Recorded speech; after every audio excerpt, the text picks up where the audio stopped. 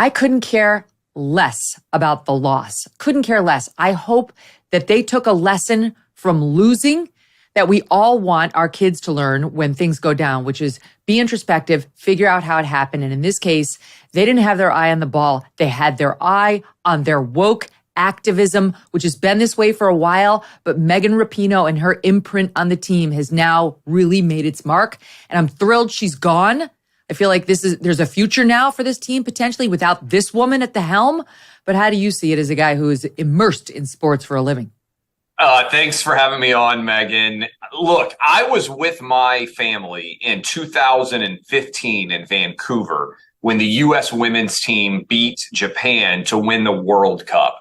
And in 2015, all of America loved these U.S. women. Most of them were relatively anonymous at that time. They were incredibly likable. They were completely without partisanship. And certainly they hadn't gone overboard with the woke agenda. And then, Megan, something crazy happened. Donald Trump got elected. And I feel like people need to remember this. Trump offered for the U.S. women when they won their title in France in 2019 to come to the White House and be celebrated, as is commonplace with champion sports teams. And the U.S. women turned their back on that offer.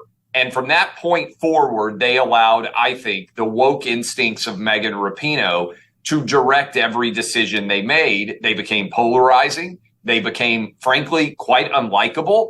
And ultimately, that led to, and I think this is important, the single worst performance by the U.S. Women's World Cup team ever. And yet Joe Biden puts out a tweet praising them, talking about how beloved they are and how proud of him, how proud of them he was. And to me, Megan, when you look at Rapinoe and the way that she shanked that penalty kick, it went to the far right, ironically.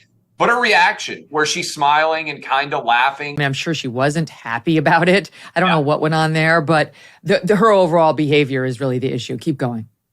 Yeah, and what it ultimately came to represent is this team performed woefully, and they performed like a group of individuals.